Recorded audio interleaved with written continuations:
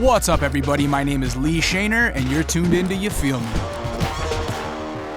So here you are sitting at the table, icing your knee. Mm-hmm. You just got back from physical therapy. Yep. Man, you must beat the shit out of yourself doing what you do, huh? Yeah, unfortunately. And you've been probably doing that since you're like, what, 9 years old? Yeah. Jumping downstairs since at least 9, maybe even like 7. Yeah. Before you even had a skateboard, you're already like being like a little gnarly dude. Yeah, when we were younger, we'd like play tag around the house, and like my house growing up wasn't too big, so like in order to find new hiding spots, I'd like go up on the roof and just watch my friends like run around the house looking for me, and then once they find me, I'd have to get down, and I figured it's sketchier to try and climb back down the fence you just climbed up than if you just jumped off to the grass. So I would always just jump off to the grass, which was like a story high. So like as a kid, just yeah. Wow. And so what would you do? Just kind of like drop and roll and try to avoid like blowing your knees out? Yeah, kind of like parkour style, or like, I don't know. I mean, I'm sure there was a couple of times where I just see like, all right, let's see how well I could take this without trying to roll, like trying to like land and just squat. Yeah. And I mean, it was in grass, so you get a little bit of rebound, but yeah, it wasn't too bad. You're like that age where you're trying to figure out if you have superpowers or not. Exactly. Like, oh, maybe even if I break a bone, it'll heal really fast, like Wolverine or something. Like, exactly. It doesn't happen. Nope. You just fuck yourself up. That's funny you say that too, because the first and only bone so far that I've broken, knock on wood, was playing tag at my house. Shut up. Trying to hop the fence, like watching my neighbor run around the corner of my house, and I was waiting on the top, like just pushed at the top. And when they came around the corner, I was like, ha ha, and I went to jump over, and my shoelace got caught for like a split second, and I like just like hung there. Like I didn't hang, but like it caught me to the point where I was head over heels and then reaching for the ground, and when I hit the ground, my arm just broke. No. And this whole like, situation's all insane. In the radius, like your forearm? Right here, dead center, like went like this. Oh, and I got so scared when I saw it and panicked, so I grabbed it. And I guess like when I grabbed it with force, it like pushed it back up like kind of together. Yeah. But the doctor said that it basically like went from this to this. Yeah. So like had I let them do it, maybe they could have redone it good. Yeah. Maybe not, I don't know. But because I did this, they had to go in and pull them back apart and put 2 metal rods next to each other like a tree that's growing so that they grow back together. So they had to kind of like re-break it to put it back together? Yeah. Man. How old are you? Like 7 or 8? I was in 5th grade. Oh, like 11 maybe, 10 or 11. Yeah, 10 or 11. Yeah, wow. That sucks. But hey, fuck. Not too bad to have only broken one bone in the career path that you're in, right? True, yeah. Like I said, you just got back from physical therapy. You told me about everything that's going on with your body when we were off mic. You want to kind of recap that? Because I feel like that's really interesting, the life of like injury in a skateboarder's world. Yeah. Yeah. What's going on with your ankles? So I just got MRIs on both my ankles, and in one of them, there's just kind of like a whole lot of random little things kind of going on, adding up to like one pain type sort of situation. And then the other one is like kind of been an ongoing issue for a little while that I just finally got addressed. And apparently I've like disintegrated all the cartilage between the bones. So they got to like, I guess to fix it would be like to go in and like give me a hairline fracture on the bone to create new cartilage to grow. So that one seems kind of gnarly. And then the other one, if I was to have surgery on, would just be like a clean out apparently. So And so is this each different ankle, or is this like different outlooks of one ankle? Or no, both ankles? that's 2 separate ankles. Yeah. Both of your ankles are fucked. Yeah. So like when you're just walking normally, does it hurt right now? No, it doesn't hurt. Yeah. Now, before I started going to physical therapy about a month ago, it would hurt. Like I'd get out of bed and like I would have to lean against my wall when I walked downstairs to take weight off my ankles. Yeah. Wow. Yeah, it was crazy. Holy smokes. I mean, like, that's some old man shit, but you're young. How old are you? I'm only 23. You're only 23. Yeah. And you got like, that sounds like me getting out of the bed trying to like fix my back as a 38-year-old. I'm like, it takes me a second to stand up straight. Dude, it's crazy. Like today when I went there, my knee, the reason I'm icing my knee right now too is because yesterday it started hurting when I'd run. And I think it was because of one jump I did where my ankle wasn't like going to take the full pressure. So my knee compensated. But then like 2 weeks ago, my right, or not even 2 weeks, like a week ago or so, maybe 2, my right side of my lower back has just been like it feels like I threw it out, but like every day, like halfway through the session, it'll just feel like it's thrown out. So today I had them hook me up with these stem, like stem pulse things. Electronic ones. Exactly, dude. I had 2 on my back, 2 on my knee, 2 on my ankle. I looked like Frankenstein in there. I'm like the freak, dude. It was crazy. Is it scary? It's definitely been more of like, because your body's your career. Yeah, it's been more like not so much scary because like at least I would hope it would heal. Yeah, but it's such a a bummer because it's like a setback. You know, you want to like feel good because when you feel good, you skate good. And when you don't feel good, you're just like at the skate park feeling like shit, which is like hella depressing. Yeah. And it's so much like muscle memory probably that when you're trying to compensate for one thing that's injured, all of a sudden all the muscle memory is like thrown out the window or something. Exactly. Right? You basically have to like relearn everything for a split second. But then like you almost don't want to do that because then when you're healed, your body's going to be like stuck in compensation mode. So it's like, do I just wait? But then I'm only 23. I don't really have that great of patience right now. I want to go. Yeah. And like, were you always a go guy? Yeah. Yeah. Even as a kid? Yeah. Yeah. So before you found skateboarding as a child, where were you? Hawaiian Gardens, yeah? Yeah, Hawaiian Gardens is where I grew up. Kind of Long Beach area? Exactly, yeah. What were you doing to get in trouble as a go kid? Because I'm sure you were, I bet you that you had a lot of detentions. Yeah. No, not so much detentions because like I knew if I got in trouble at school. Yeah. Well, I started skating real young. Like I was on a skateboard at like 5, 6 and was going to the skate park by 7. No shit. And so like as a kid, my grandma, like, this is how it was. Like, if I was sick and couldn't go to school, I couldn't go to the skate park. If I got in trouble, I'd get grounded, couldn't go to the skate park. So I went to school every day, sick or not, and I kept my head on straight throughout school just so that way when that bell rang at 2:45 or 2:15, I was able to go straight to the skate park. No kidding. So, like, as soon as you stepped on one, that was just it for you? Yep. Who got you on one the first time? I always swore it was my brother, but recently I was talking to him about this, and he goes, dude, I had you on a little, like, 22-inch bike, and you were bunny hopping up curbs at 3. Wow. I go to juvenile hall and come back, and you're on a skateboard. I don't know how you got a hold of a skateboard. I was like, really? Really? Yeah. Your brother went to juvie? Yeah. For what? He had, like, a pretty rough upbringing himself. We have different dads, and his dad and my mom lived in the desert for a while, and like growing up out there, it's kind of like just a little crazy. Along with like substance abuse runs pretty deep in my family. Yeah, that's what I read. Yeah, so like he kind of got the bitter end of that by like living with my mom and his dad versus like I grew up with my grandma who has never touched any sort of substance other than alcohol. Yeah. So she always had my head on pretty straight, whereas like he was kind of like, I mean, we're out in the desert, like Salton Sea or something. 29 Palms. Oh, 29 Palms. Yeah. Yeah. So like, this is like over by Coachella, kind of. Yep, yeah? exactly. Yeah, okay, yeah. That's where your mom's from? No, my mom, I want to say was born in Bakersfield. Yeah. But was brought down here to Hawaiian Gardens. Or no. It gets confusing because my grandma's like from Chicago, moved here with my grandpa at 17, and then like had kids in like a few different areas before they had like their first stable home. So I'm not too sure where my mom was really born. Both your grandparents from Chicago? No, my grandpa is from California. Oh, so okay. my grandma moved out here from Chicago, but met my grandpa like as soon as she got here. Yeah, no kidding. And they had their 60th anniversary like right before he passed. Oh man. Yeah. Well, shout out to their anniversary. I'm sorry that your grandfather passed. How long ago was that? I want to say it was this year. Oh, so man. My father just died this year too. Oh man. Yeah, it's rough, man. What month did your grandfather go? I don't know. I know I wasn't like in town much. I was doing a lot of traveling. Like I couldn't even make his funeral. Oh, what a fucking bummer. But that's the crazy thing with like my dad passing away and my grandpa. Those two people.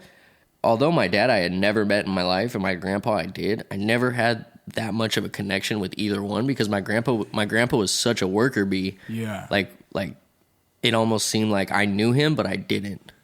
I got you. You know what I mean? I completely understand that and empathize with that. You know what's interesting is that I do these podcasts. I bring this up almost every podcast, but it's like people that are extra driven to succeed at whatever the career field may be. Because I've been talking to musicians a long time, but even when I talk to athletes or whomever, the dad thing, man, it's like such an ongoing theme in people that are extra driven where they just don't have this like solid relationship with a father figure. You know what I mean? Yeah. I assumed that because I read about your father that granddad must have stepped up. That's like who you looked at as your dad. But to hear that, you know, even there wasn't that much of a connection. I wonder if that's kind of like where that drive comes from, you know, like that need for getting validation elsewhere. Yeah. You know In an interview, I talked about that recently, and it was like, as a skater or like whatever you pursue, you usually have peers that like are super like recognizable over your talent. So like when I would go to the skate park and I had this group of friends that like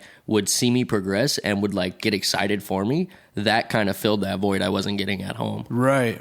And to go off of what you said about like grandpa filling the void of a dad, he did, in the sense that like if I needed to see what like elder people did, he was there for me to view it, but he didn't like teach me too much, if that makes sense. Your grandmother sounds like she really stepped up Because mom wasn't in your life for a while as a kid, right? She moved into my grandma's house when I was about 3 or 4, but was still kind of getting her life on track. Yeah. How's that relationship now?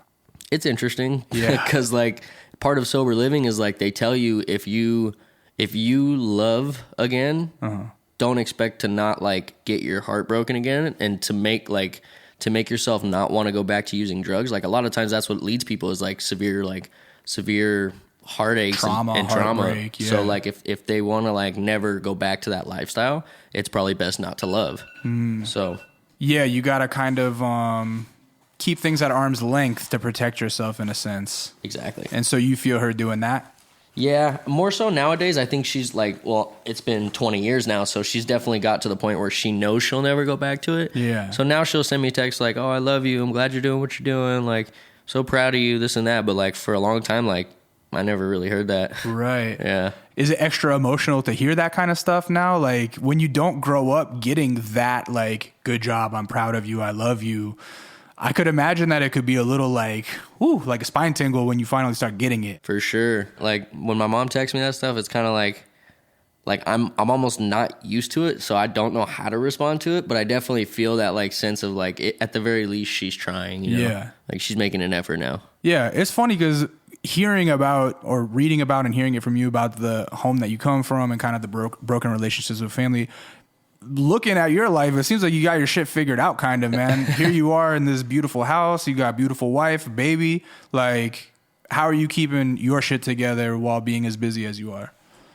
Well, I guess the situation I'm in right now where my wife's able to be a stay-at-home mom helps a lot. Yeah. Like, if she wasn't able to be a stay-at-home mom and I had to, like, give up half of my time to do the parenting a lot more, then I don't know if I'd even be where I'm at in my career right now, you know? Or to say the least, if we would have like, because we're so young, not a lot of people know that we tried to have a kid. Yeah. A lot of people think like, oh, they're so young, it just happened. It's an accident. Yeah. We actually wanted to have a kid, and because of the position I was in at the time, knowing my career was taking off and like I was already traveling a bunch and my lady was home alone, it was like perfect. You'll have something to do to keep you busy while I'm gone. You won't worry so much or think about me so much while I'm gone.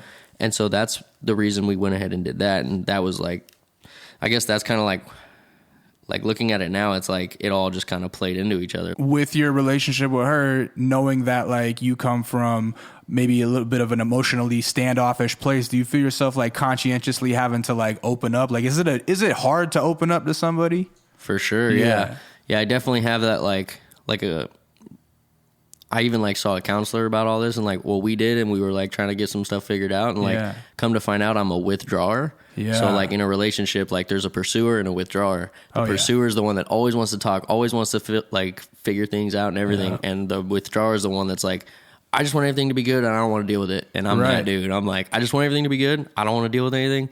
Just be happy without having to do anything. And it's like, it doesn't work that way. So I'm trying to like better myself as far as like making efforts and stuff, but I always find myself like kind of falling back down that hole and like trying to pick myself up. But it's got to be hard too, because, and this might not even register to you, but like from the outside looking in, you're such a gnarly dude. Like there are not a lot of people in the world that can do what you do and thereby like relate to you. You know what I'm saying? Like, because it's such an obsessive and lonesome pursuit that you do for a career. You know what I mean? It's like at a certain point, how could someone even relate to that, right?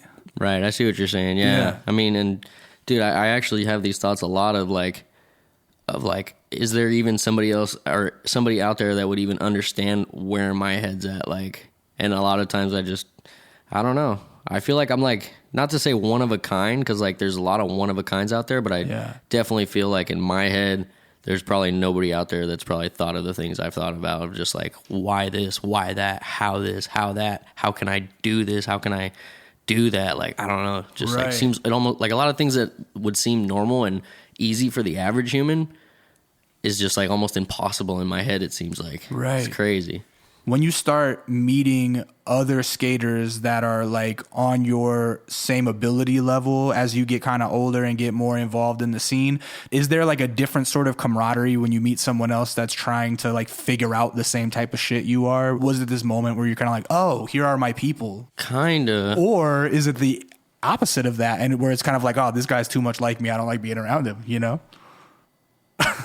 I don't know. It's hard to say because like in this field of profession, there's like a lot of people that are like friends with each other, and because I'm so far of like away from everyone at all times and like on my own thing, like I think I might be like, if there is anybody else out there that does have a family and a kid, they're already like, they were like my peers growing up, like people I looked up to and stuff, and like the people in my generation aren't like doing the same thing I'm doing right now with like having a kid, having a family, owning a house. So it's like, it just almost seems like if I were to even bring stuff like this up to them, they wouldn't understand. You know what I mean? Type thing. Yeah. You really got a jump start on maturity, bro. It's crazy. Yeah. And it's been this way for like a long time. Like even growing up, like I didn't have, when I was like 13, all my friends were like 19, 20. Really? And like I maybe had 2 friends in middle school, 2 friends in high school. Yeah. That was about it. Why do you think that you only had older friends? I definitely think it has to do with the upbringing, like the growing up, like with just my grandma and like her only being able to teach me so much.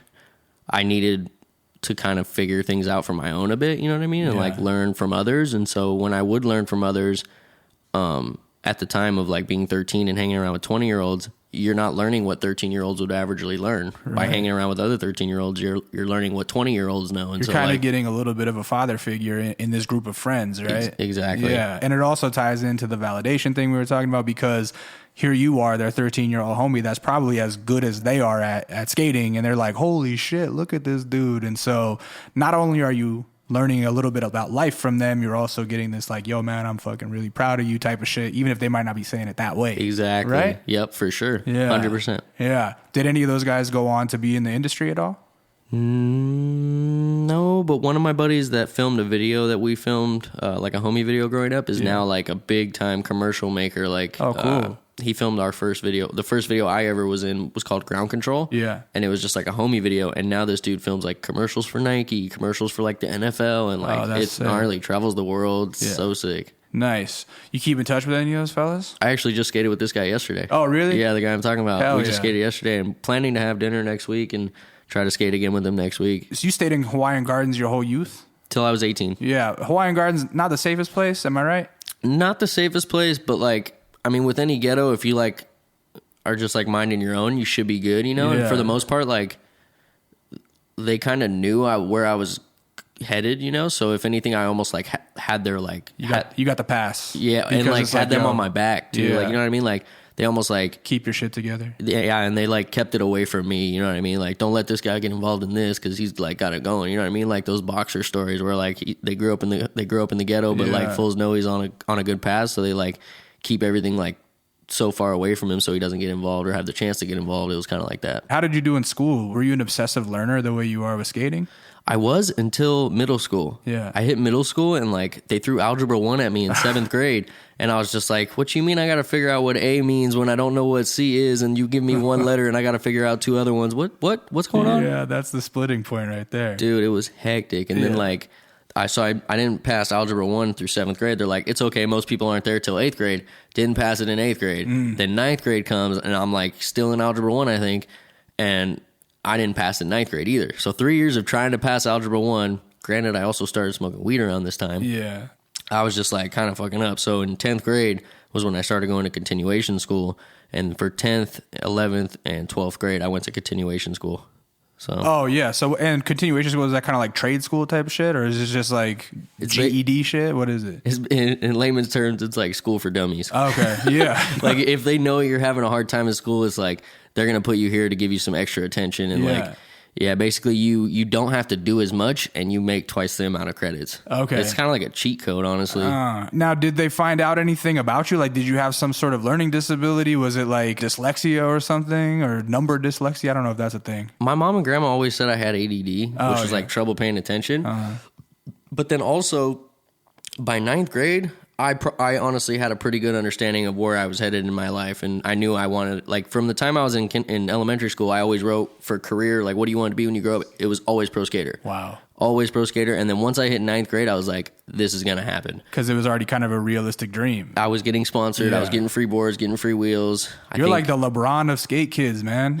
You know, he already had the Nike deal when he was like 14. Damn. Yeah. That's rad. Yeah. So who's your first sponsor? What happens with that?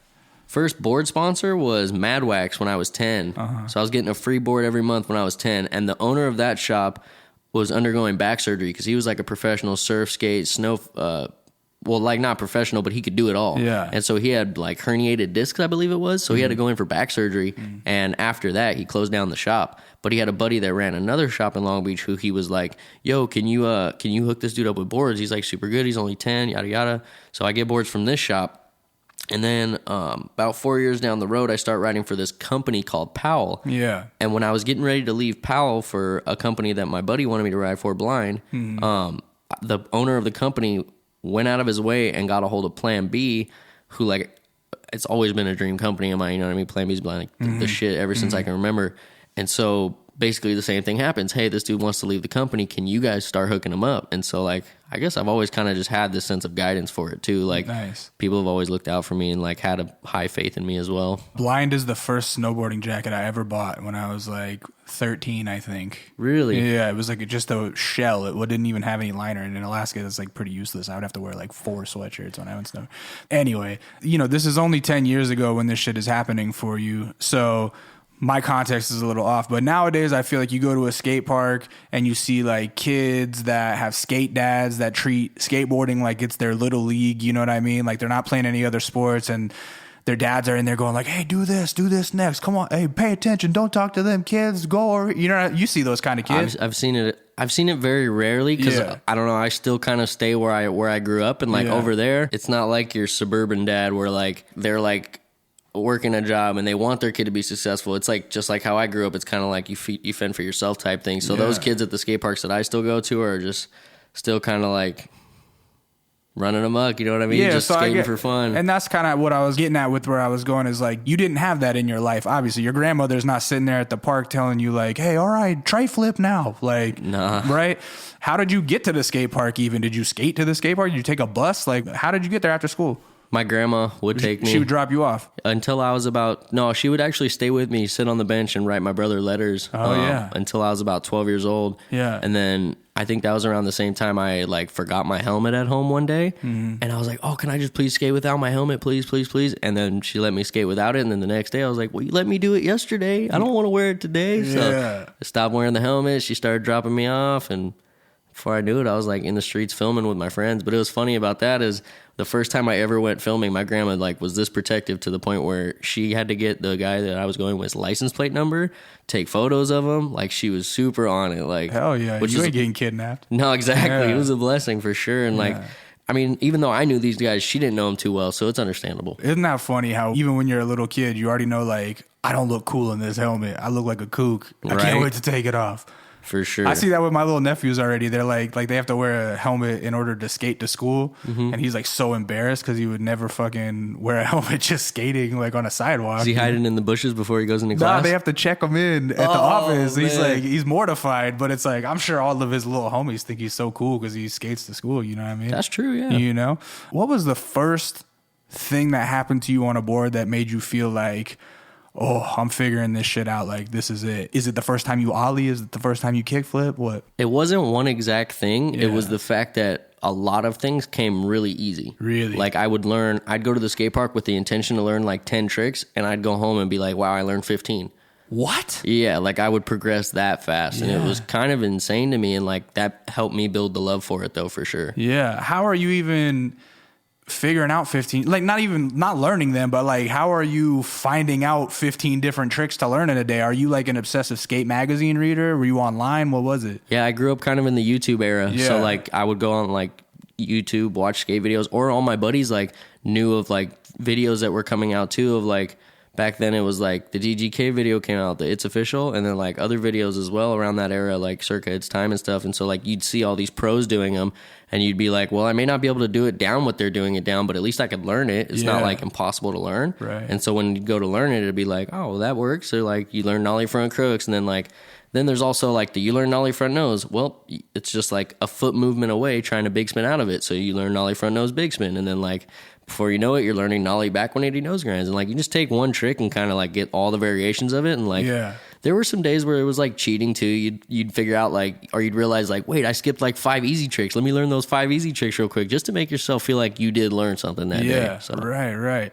Being that you were learning all this at kind of the dawn of YouTube, and like YouTube celebrity was a brand new thing in like 2010, 11. Did you ever think like, man, I'm going to make a YouTube channel and fucking get YouTube famous. Was that ever a thought in your head, or was that some kook shit?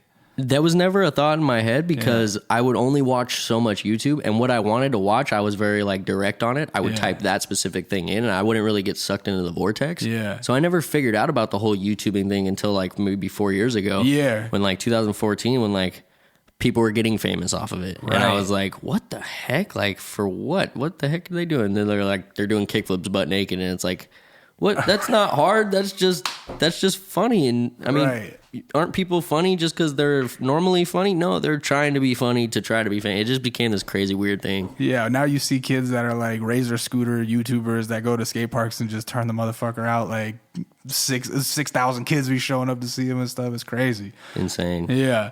What you just said about learning the 5 easy tricks because you already taught yourself the hard tricks, right? That kind of seems like your MO. Like you would rather do something bigger, harder, faster than everybody else is doing rather than like go for the easy points in competition or whatever. Is that accurate to say?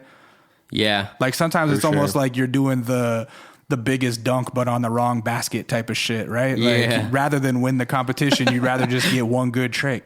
Yeah. I mean, I struggle with that actually. Although it's like what I love, I'm learning nowadays that it's like not what it takes to win. And like, although it's nice to do things the way I do things, it's selfish in a way because I'm only caring for myself. Where in the right sense, I should be out there trying to win the contest for the sake of like that's an extra 40 grand in my family's pocket. You know what I mean? And like, granted, I am only 23, so at least I realize this now rather than like at the end of my career when I didn't win anything and it's like, damn it, you blew it. You could have had all these chances and you were just being selfish doing what you wanted. And it's like, even though what I want to do is like, seems to be exactly what the people want to see. Right. But at the same time, it's like, what wins the contest, you know? Yeah, because even if you're bailing fucking 10 times trying the hardest thing, when you finally land that thing, that's going to be the one that the audience remembers rather than the winning run, huh? For sure. Yeah.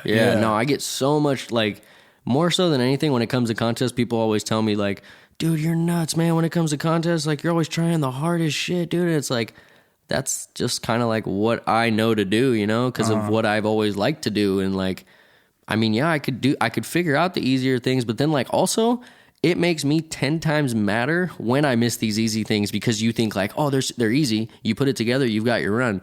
Then you don't take into accountability the like stress that the contest puts on you to make you miss these kinds of easy tricks. And so like I've had it recently where like in X Games Minneapolis, I tried to put together a run that like I felt I had dialed. It wasn't the hardest tricks, but I had it dialed. It was like gonna set me with a good score, and I missed a trick in it. And I was just like, dude, I ate myself up all day long after that. Whereas like when I tried the hardest trick I possibly can and I missed that, I'm like, well, it's understandable. It's a hard trick. It's not easy. Whereas when you're trying the easy trick and you miss it, it's like, God, are you freaking kidding me? Yeah. Like, what the hell? It's a bummer. Wow, so doing the hard shit is almost like a safety for yourself because you can allow yourself to be disappointed if you're actually going for it and hucking. Whereas like if you fuck up on the shit you're supposed to do right. Yeah, it almost makes you look like a bad skater. Yeah. Versus like, of course you're gonna miss some gnarly shit once in a while, but like the easy shit, people expect you to land that. Yeah. Which like, and you expect yourself to land it. Right. So it looks bad on all angles when you don't. It's shitty. Thanks for tuning in. Skullcandy wanted to show you some love for listening by hooking you up with 15% off your next purchase. Head over to skullcandy.com and use the code YouFeelMe19 at checkout to get 15% off anything site-wide. Do you enjoy being a competitive skater? Like, do you enjoy contests, or do they just feel like, I gotta do this because it's the job? I enjoy them when I'm doing good. Yeah. Right. If I'm not doing good, they suck, dude. It's like you traveled all this way, you didn't do good. Yeah. You're away from your family. Like you just basically wasted a week of your life for no reason, and like it sucks. But then like I've had a couple of contests where I've won second place, and I'm like, that was awesome. Like I'd love to do that again. Right, of course, wouldn't anybody? Tell me about the attitude towards competition in skateboarding, because I don't know if it's still this way, but it was always sort of like an anti-jock sport. It's an art form, realistically. I think it is probably closer to fucking ballet than football. You know what I'm saying? Mm-hmm. And so it's always been looked at as like you're competing against yourself, and that's what so many skateboarders really enjoy, I think. So when it is that this kind of like pitting people against each other and competing, do you feel like any of the purity is taken away in your mind, or does it feel less soulful to you personally? Well, that goes back to kind of like trying the hardest trick and trying the shit you know you can do. Yeah. When you're trying the hardest shit, that's the battle with yourself. Yeah. That's the like, can I make this? Will I make this?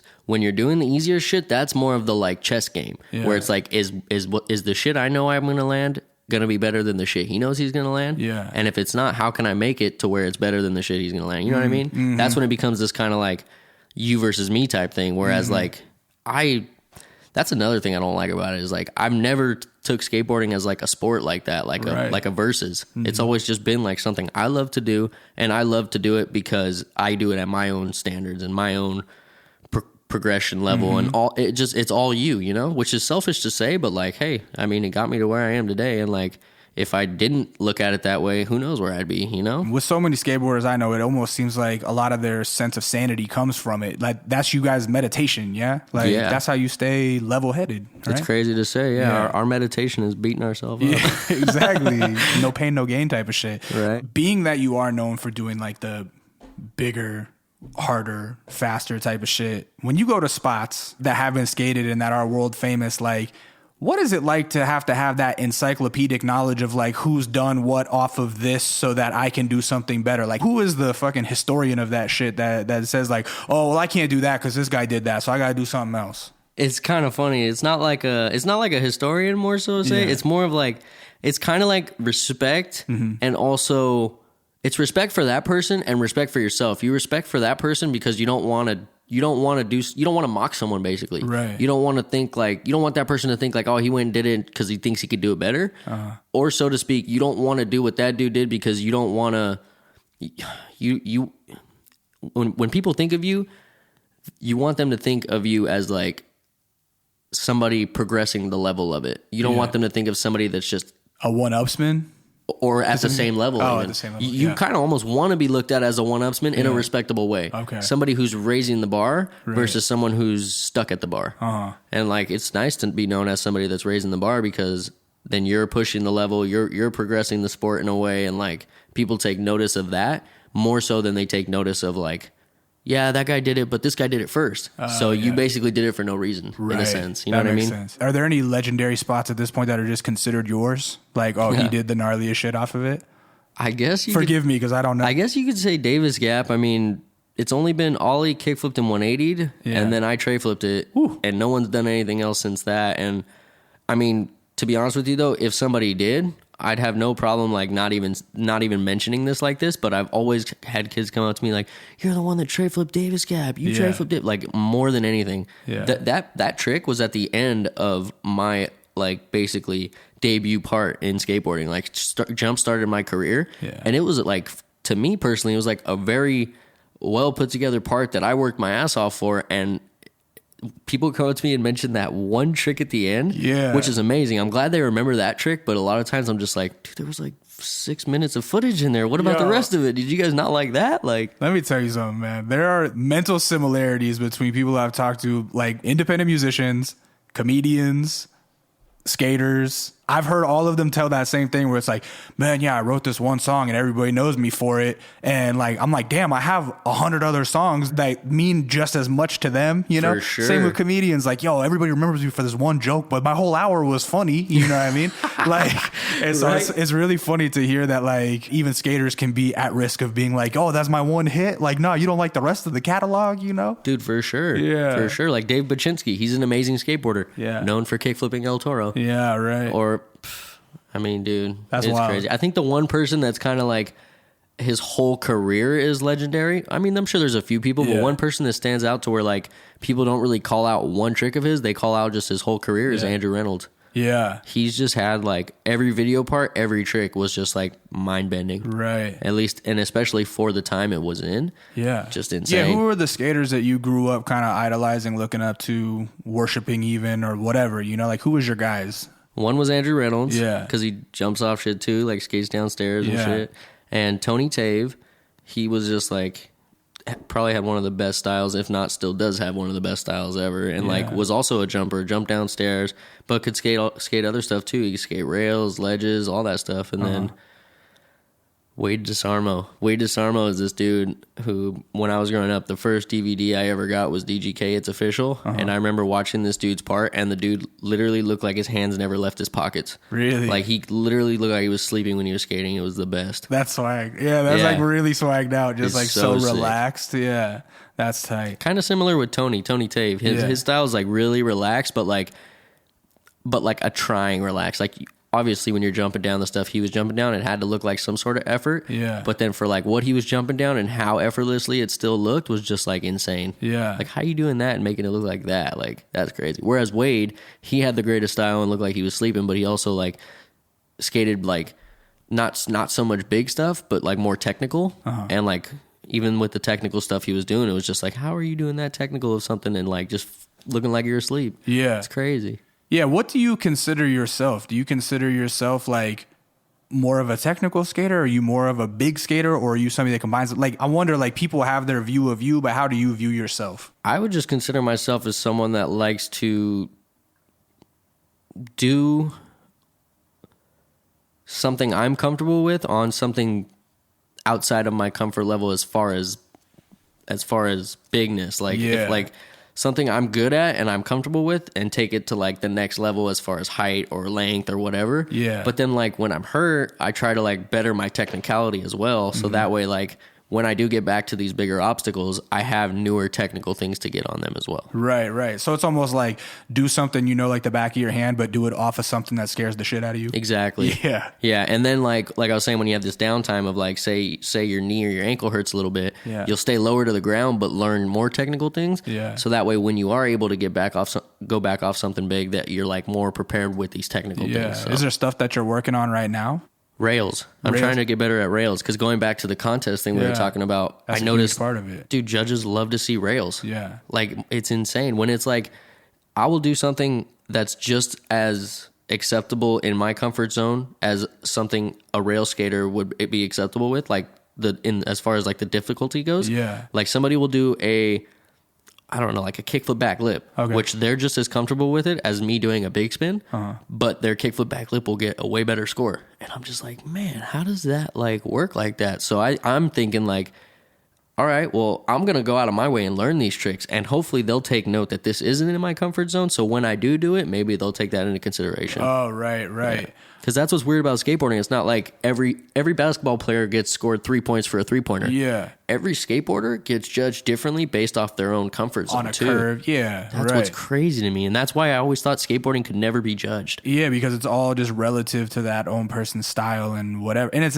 just like a lot of intangibles, because style is so intangible. Somebody might enjoy the way somebody else looks more than this person, right? Right. And if basketball was judged the way skateboarding was to be judged, Allen Iverson would be the GOAT. Right. Like, because you love him so much. Yeah. Or like, just like, obviously Kobe's a great basketball player, and it shows because he's doing exactly what everyone else is doing better. Yeah. But with skateboarding, someone could not be doing something better, but because the judge loves that guy more, he's getting a better score. Yeah. So it's a trip to me. While we're on the competition shit, Olympics are bringing skateboarding in. Are you on the Olympic team?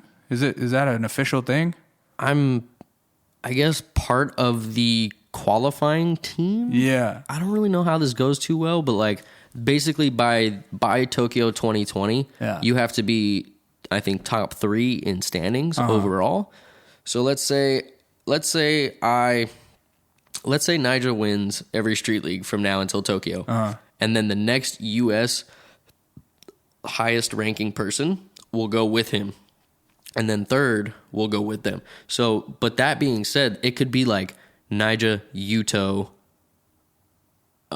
Kelvin Hoffler, then me. Mm-hmm. And that could be the ranking for like the next 3 years. I will go with Nija because Yuto's from Japan. Oh, yeah. Kelvin's from Brazil. Okay. So like, I always got to remember that. It's not like I'm versus everybody anymore. It's just more so I'm versus the American. Yeah, which is crazy, dude. As a kid, did you ever think that like talks of the Olympics would ever be part of your life? No. Right. No, I never followed the Olympics. I never crazy. No. Yeah. It's I mean, insane. because, the Olympics have always seemed in my head like the, goody two shoes, like eat your Wheaties type sports, you know what I mean? And like, man, skateboarding is going to be in that shit. It's crazy.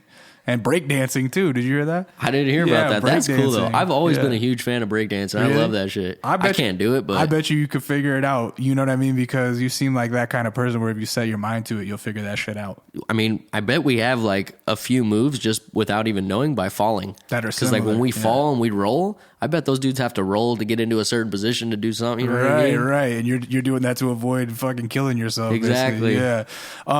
Now I am not a skateboarder, and so I'm sure a lot of like core skaters that end up listening to this interview will be like, "Who's this kook interviewing you?" But it is what it is. The way that I actually first saw you skate was via Battle at the Barracks. Oh, right on. Yeah, and it was just because I like had to show up and photograph it, and it was, I mean, watching what you do playing a game of skate is otherworldly, phenomenal. Like it doesn't make any fucking sense to me watching you and Luan and those guys do that.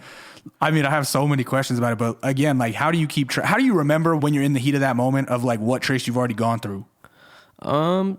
To be honest with you, that's pretty easy. Is it? Yeah. That's easy? That's easy to remember because like your muscle memory is so on par after doing this for like 18 years. Yeah. It reminds you of what just happened. Like you'll like remember like, oh yeah, my feet did this, my feet did that, my feet did this. It's almost remembering what you haven't done is harder in that moment. Yeah. Cause like you'll think like, oh, we've done so many tricks. What haven't we done? Yeah. And then like you'll feel like you've done everything.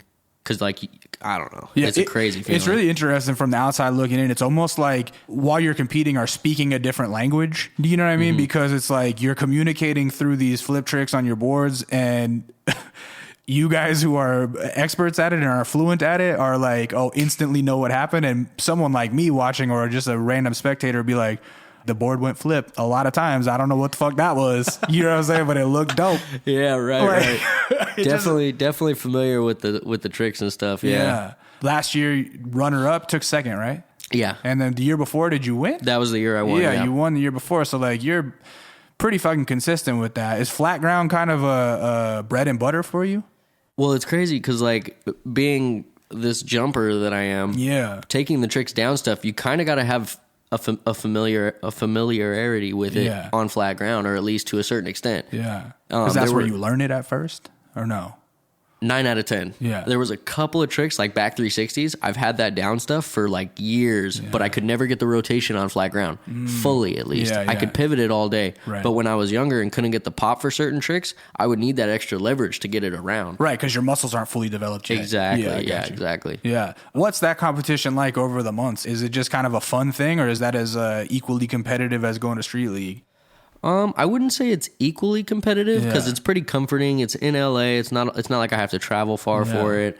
It is just a game of skate, which means like you don't leave a foot or two off the ground. Yeah. So there's not much impact on the body, but it's crazy because it being this mellow, knowing there's 25 grand on the line, it almost makes it a little more stressful because you're like, damn it, dude, I have it so good right now. I have such a good chance. Every game of skate I play, I have this chance to just go the next level, and then before I know it, I have a chance to win 25 grand over one game of skate. Yeah. And like a game of skate growing up with all your homies is like something so fun. Right. So like you think like you would think it would just be like something so fun. Yeah. But then you get there and all these nerves settle in of like, I just have to land these simple tricks. But they become so much harder when the nerves settle in. So like it's a bit of a trip. I know the Barracks because I'm like an internet content creator, and to me the Barracks took skateboarding and did the best internet content creating. Like they became a model for all different kinds of industries. You know what I'm saying? Oh, they're gonna love to hear that. Oh yeah, I'm sure. Well, and so yeah, for me it's like that's like how I've paid attention to skateboarding just vaguely over the years. So I feel like maybe there's even more pressure because there's just like randos like me watching that don't even know about skateboarding, you know? It's crazy too that like just probably just as many people that come up to me about tray flipping Davis Gap have come up to me about like, dude, you're the Battle of the Barracks 10 winner. Yeah. You won Battle of the Barracks 10. Oh, right. This and that. It's just that's like, something that damn. Pedestrian skateboard people could like just be on board with. Right, exactly. Yeah. I guess because more people can relate too. Yeah. Everyone can skate flat ground. Right. Not everyone can jump down stuff or jump on handrails and this and that, but they can all skate flat ground. Yeah. So they can relate to it. Makes sense. Were you ever the Grom that was like going to demos and trying to like shake hands with people and like, oh man, can I get your autograph? Or did you like, by the time you were old enough to know better, you already kind of knew that that was your path and you didn't have to like, were you ever a fan? Were you ever like a fan? This is so funny because I've mentioned his name a couple of times, and the one person whose like autograph I think I asked for growing up was Andrew Reynolds. Yeah. He was doing a parking lot demo at United Park in Lakewood. Yeah. And being that my mom was kind of only in the picture so much, my grandma stopped driving freeways shortly after I was born, so I couldn't go very many places. So when somebody came to town, it was like, oh shit, I better get there. So like I did a couple of times where I'd go, but I was always so like intimidated and like nervous because like I don't know, I wasn't really the most outspoken kid where like I'd go out of my way, or like I guess I didn't have too much confidence in my personal self-esteem either. It was all my confidence laid in my skateboarding. And like outside of skateboarding, I was kind of just like this shy little kid that just like thought I was just there, you know what I mean? I didn't like feel a place to be like anything more. So I would just kind of stand there, and that was the one person who I actually like came out of my shell and like asked for his autograph. And I remember this dude, he's like, Reynolds is pretty tall. He's like 6 feet, I think. And dude, I'm like maybe 4 feet. This dude, I'm just like looking up at him like, can you sign my board? Yeah. Like, holy shit. Yeah, that was a trip. And then I had like a blackboard with the gold A on it. I remember I got it after seeing him that day, and I'll never forget that board graphic. I don't think I remember any other board graphic I had growing up really, unless I really thought about it, but that one like pops out right away. Really? Yeah. Yeah. So you did get to be a fan when you were a kid then. Yep. The reason I asked that is because, like I said, seeing you at Battle of the Barracks, the last one, the one where you took second, 11, I guess. Yeah, that must have been 11. I was able to bring my nephews up. Dom was there with the kids. And so afterwards, it's funny because Gavin, he's like the little ripper. You met him, but he's very shy around pros. You know what I mean? He's a very outgoing kid, but pros get around and he's like all quiet. But you know what? He fucking saw you walk by. He said, Uncle Lee, take this picture. And he walked up to you and said, hey, can I get a picture? And you were like, yeah. And he snapped a flick real quick. That was the first time he ever met you. And I'm just like, I think it's so cool how you handle fans already. You know what I'm saying? Like, I think like for as young as you are, you seem to have like an old soul kind of appreciativeness of where you're at. And that grace translates to like the time that you give the kids that come to watch you skate. For sure. Yeah? Yeah. You take a lot of time and sign autographs and give pictures to people that want them, yeah? I mean, I know I'm no person to be like, I'm too good or I'm too cool or I just always try to keep a level head because I know I'm no better than anybody else, man. Right. The only thing that's maybe better is my skateboarding and my skills, but there's no reason for me to act any better because your skills could be just as good as mine with the practice. You know what I mean? Totally. I know I'm no superhero or nothing like that. You mentioned that you were a really quiet kid and that you put all of your confidence into your skateboarding. So that makes me wonder, when kids would see you around school, you said you were hanging out with kids that are much older than you. So did you have a very small friend group when you would be in junior high or something? Or were you just kind of a loner by yourself? And did any of those kids around your school ever see you skate and be like, holy shit, what is up with Chris? I didn't realize he does that. Yeah. I mean, I definitely had a small group of friends that like, I guess I don't even know if I would call them my friends really. Yeah. Like there's maybe one dude that I still know to this day. And outside of that, the other 6 kids were just like his friends that I was acquainted with that like, when they saw me skate at the skate park, they became more of like fans than friends. Yeah. Which kind of got a little weird and like, I don't know, I guess it kind of built an intimidating factor to where like, I don't know. It was kind of crazy. Like they would come around me and they couldn't talk to me normally. Yeah. They'd always be like, "Oh, how's it going?" Right. They're like scared of you all of a sudden. Yeah. And it was like, "What's going on? What happened?" Like all I did was skate in front of you, and I would have never assumed that skateboarding could do such a thing. Yeah, man. Crazy. I mean, it's got to be a weird thing to have like this almost superhuman talent. You know what I'm saying? Like not a lot of people have that. I guess so. As far as like the process of becoming a pro, right? How long did it take from the time that you first get sponsored at like 10 years old, right? Until like it's a career that can pay for your whole way? Like how long does that take for you? For me or for in general? Not in general, for you specifically. How long was it until you were like, okay, it's true, I don't need a job? Oh, from the time I was 10 and got sponsored, I think it was about, it was like about 13 or 14. So from like 10 to 14, that was like a little bit of a wondering stage. I don't know where this is going to go. Once I turned 14, I knew it was what I wanted to do forever, and I knew it would make a career. But then I had my doubts again around like 17. Yeah. When I'm like about to graduate high school, my grandma was pretty firm on the like, once you turn 18, you're out. Like you better fend for yourself. Because like I said, she came from Chicago when she was 17 and made it happen. Mm-hmm. So she's a firm believer in that. And I knew that once I turned 18, I was on my own. I didn't know what was going on. And so I remember filling out a Starbucks application when I was about almost 18, And I posted on Instagram, like, here we go, about to apply for a job, kind of like a little cry for help. Yeah. And thank goodness I did that, because the team manager right after that was like, gave me a call and was like, hey, take that down. You're not working at Starbucks, dude. We're going to start giving you some money here in the next few months. Like, don't worry. And I was like, sweet. And so it was 18 when you got your first pro deck? No, I think that was 19. Yeah. But it was 18 when I started making some pretty decent money. I remember I got kicked out of my grandma's, started living with Ryan Scheckler for a couple of weeks, because he like took me under his wing. He's like, you got nowhere to go, come with me. Nice. And so I was hyped on that for sure. God bless him. And did you grow up watching his MTV show and all that? I did watch a few episodes for sure, as a kid, Hell yeah. Not all of them. A lot of people ask me these days, like, did you watch this movie? Did you watch that movie? And I've said no to maybe 99 out of 100 of them, because I was always skating. Yeah. I didn't watch much TV. If I did, I watched Tom and Jerry, like at late at night on the cartoon show, or Fairly Odd Parents from 7 to 7:30 before I went to school. Yeah. Those were like the two shows I watched, because they were always on at the same time, right at night, right before bed, and right in the morning before I left for school. Right. I wasn't home the whole rest of the day. When you're grinding, you don't have time to be watching TV, exactly. man. That's it. So I moved in with him for 2 weeks. After those 2 weeks, this water company, Fred Water, hit me up and was like, hey, we want to pay for you to live, like basically give you $1,000 for rent and give you another $1,000 to live. And then around that same time, another company was like, yeah, we'll give you a couple hundred. So at that point I turned 18 and I was making like just enough to live. Yeah, to scrape by. Exactly. Yeah. By the time I was 19, I picked up a little bit more, and I had like double the comfort. So I had like enough to live plus like a little extra comfort.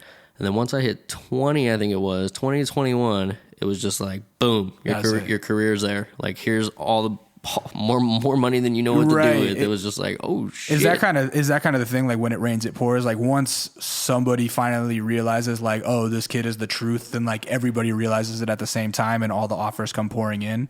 I can't speak for everybody, but for me, that was kind of how it was. It was just like, dude, this kid's blowing up right now. Let's jump on him. And so like everyone kind of jumped on it. And I mean, it seems like there's a lot of people out there like that, but you kind of like need to have an agent in this day and age, I feel like, because they know how to really negotiate things. And without that, like, for example, I couldn't go to Rockstar and be like, hey, I'm worth this amount of money. Like, they're going to look at you like, you ain't worth shit. Get the hell out of here. Right. So like, if somebody else is saying that for you, it just definitely helps out a lot. Right. And so Rockstar, you got the hat on. Is that like, that's the deal? You got to wear the Rockstar hat. That's the sponsorship. Yeah. Yep. Hat on at all times. Hat on at all times. You got an independent truck shirt on. Can I say that? That's one of your sponsors? Yep. They actually just gave me a pro truck this month. Oh, amazing. Congrats, man. It's dope. When it comes to stuff like that with like truck companies or deck companies, like, you just kind of get to wear the apparel whenever you want, or are there stipulations with that too? Like, okay, obviously you have to ride our trucks, but you also need to be in a tee, or you need to have on something. Well, for Rockstar, it's a sticker on the nose of the board. Yeah. But as far as clothing goes, I don't have a clothing sponsor right now. Oh, okay. So it's kind of a blessing in disguise, because no, I don't have the clothing sponsor and I'm not making that money from them. But at the same time, I get to wear whatever I want. You want, other than the Rockstar hat. Other than the Rockstar hat, exactly. Yeah. And I mean, if I really wanted to wear another hat, they give me these little like iron-on patches that I can put on the side of that hat. Oh, nice. But I've never really cared enough to be like, oh, I don't look good in this hat. Right, like, fucking hat's a hat. A hat's a hat, exactly. Totally. For all I knew, like growing up, it was just to keep my hair out of my face. Yeah. When my hair got long, I'd throw a hat on to keep it back, and that was about it. You ride for Plan B still? Yeah. Okay, so does Plan B like has pants and shit? Like, I'm imagining the companies that you ride for probably just kick you down with mad clothes anyways, yeah? Yeah, Plan B doesn't make pants anymore. They used to back in the day. I was gonna say. Nowadays, I get pants from Active, or I found these really stretchy ones from Nordstrom that I'll actually go out of my way and buy. Really? They're fucking mad expensive too. You better get that Nordstrom Rack fucking sponsorship. What's up, Nordstrom Rack? I'd be so hyped. Hey, if you guys are watching out there, Nordstrom, holla at your boy.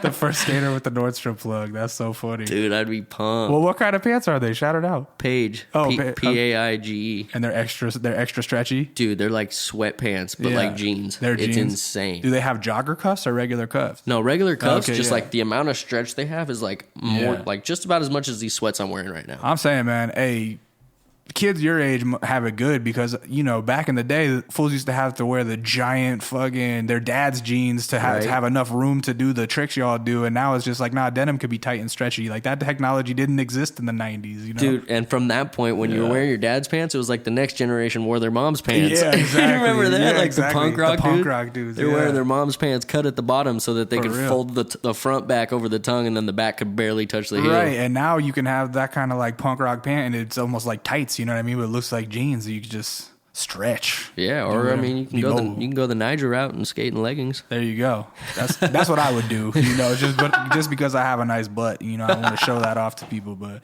anyway, Chris, thank you so much for your time. Welcome to the Skullcandy team. That's a brand new thing, right? Yep. Just happened this year. Yep. That's amazing. So now at least you got headphones to always cover your ears. You know what I'm saying? That's true. I mean, it's not very hard to find you online, but I always end the podcast by saying, tell the people where to find you online. At Joslin _ on Instagram. Yep. Or go ahead and type me in on YouTube, CHRIS space JOSLIN. Very easy to Google. There's only one. Man, about to break 1 million on Instagram. How's that feel? Dude, it's a trip, man. Yeah. I was stuck at I think it was 843 for so long. Yeah. And then from 843 to 900 was overnight. Yeah. Because it was crazy, because up until 843, it was boom, boom, boom, boom, boom, boom, boom, boom. You're stuck at 843 for 6 months. It was stuck. And I was like, what is going on? Did I reach the maximum amount of people that are ever going to follow me? Right. Is this where I'm stuck forever? Right. And then I think it was a tour we did with Etnies. And then next thing I know, all these people are following me again. And it got to 900K. And now it's slowly going to the next one now, but hopefully we'll hit another spur and it'll just hit 1 million. When you got that many fucking Instagram followers and you're your own business, are you really the one up on Instagram, or do you have people doing that for you? Oh no, I do my own Instagram. Really? Yeah. And so answer me this then, because I know you're not somebody that watched a lot of TV, but do the numbers on Instagram matter to you a little bit? Are you why didn't this one do as good as this one? Yeah. I do kind of trip out on that. I guess it's this whole algorithm thing. Yeah. But I'll trip out more so because I'll put a lot more effort into a certain video and it won't get as much love as a video that was super easy. Right. And I'm just how does that work? Right. I wish people could I don't know. I wish they just knew what goes into each one. You know? I mean, that's the same thing that I said about the one hit wonder thing and people only knowing you for the El Toro tray or whatever it was. Yeah. It's that same thing with what you're talking about with Instagram posts. That's how musicians be with songs. It's man, I put so much effort into this one and people like this one that I was just fucking around on and I don't even like this song, you know? And it's that's the same thing. I can see that. Yeah. So sometimes when you're just not giving a fuck, you know what I mean? The right thing happens. But anyway, Chris, thank you for your time. Thank you for the invite to your lovely abode.